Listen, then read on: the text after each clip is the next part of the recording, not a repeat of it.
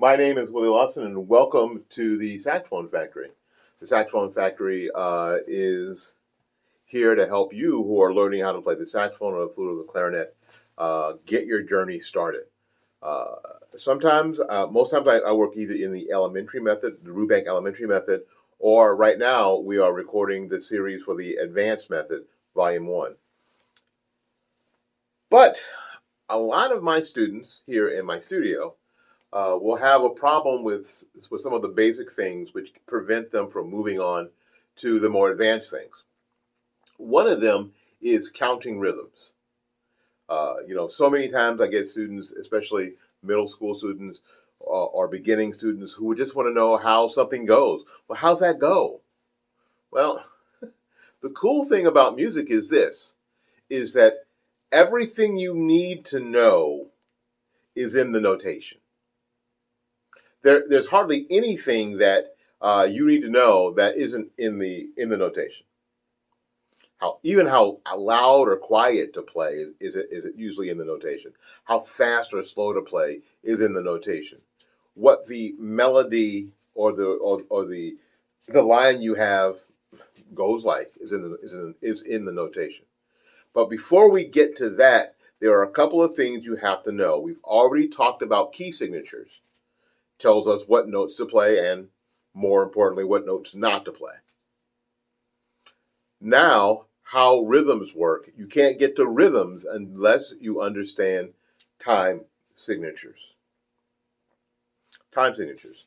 That's those numbers that are before the song starts.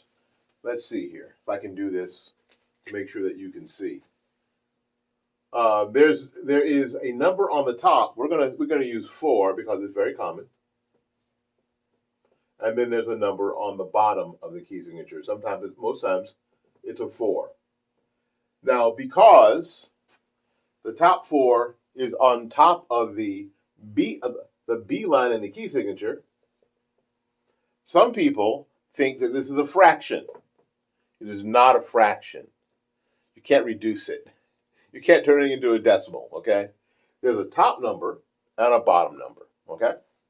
The top number, whether it's a 4 or whatever, tells us how many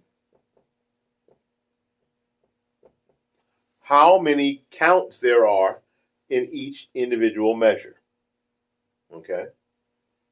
How many counts there are. That number can be any real number. Any real number. Any positive real number. Well, real number. Any positive real number. It can't be negative 16. It's got to be a positive number, right? And it's got to be a rational number. It can't be pi or the square root of 5, okay? It's got to be a number that is real. Counting numbers work best for all you math nerds out there. The bottom number tells us what kind. And you're saying what kind of what? What kind of note gets 1 count? Okay? What kind of note? And it's kind of code, okay? Remember, the top number tells us how many counts there are in a measure, and the bottom number tells us what kind of note gets 1 count. Okay? And that way we can figure the rest of it out. All right. Let's see. I love this little eraser. It's awesome. Awesome. Okay, so here's the code.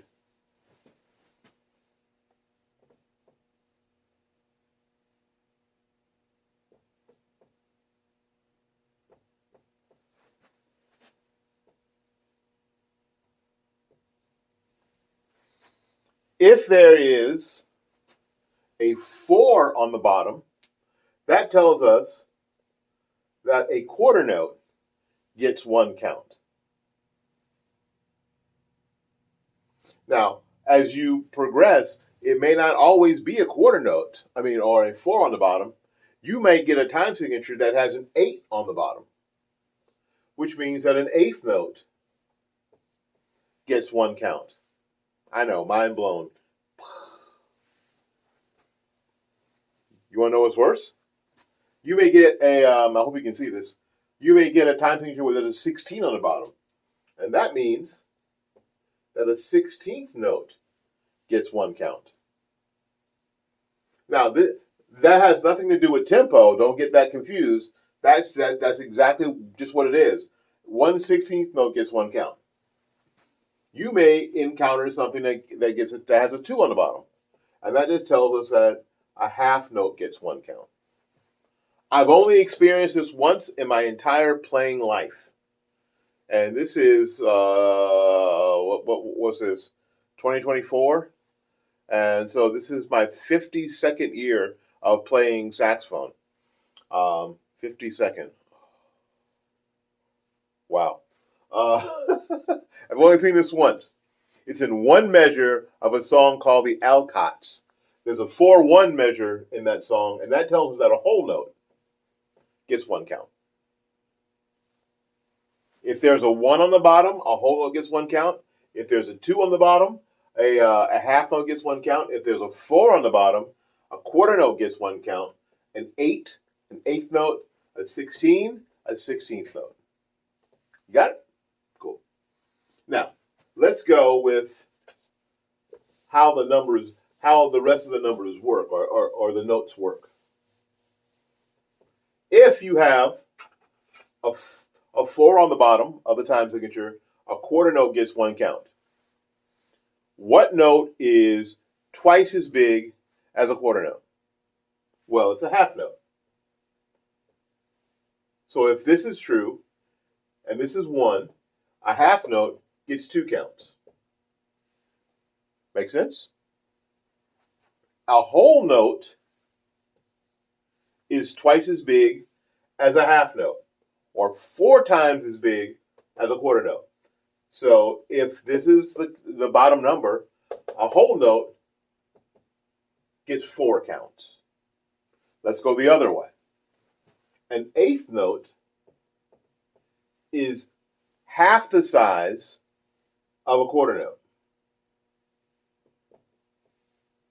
So if a quarter note is 1, then a 8th note equals a half count. Let's keep going. A 16th note is half the size of an 8th note. Oops, sorry. So it gets a quarter of a beat. Do you see the relationship? Starting at 16th note, multiply by 2, multiply by 2, multiply by 2, multiply by 2. At the whole note, divide by 2, divide by 2, divide by 2, divide by 2. A 32nd note, 1/8, and so forth.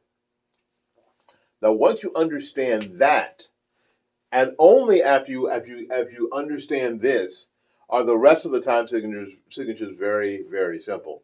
There's no such thing as a complex time signature. Once you understand the very basics, the top number gives us what? The number of counts in a measure. The bottom number tells us what kind of note gets 1 count. And because now that you know what kind of note gets 1 count, it is easy to figure out the rest. Okay? Now, we're going to do another video on counting, using this method to count simple rhythms. Make sure that you like, share, and subscribe to the channel if you're not already subscribed, and bookmark this, because this is going to be a continuing series on how to figure out all the rhythms. Basically, there are 3 things that you need to know how to read music. First of all, you need to know what the note is called, how to finger it on the saxophone, and how long to play it. And this is the beginning of learning how long to play the note. All right, I hope this has been helpful. Until we see you again, keep practicing.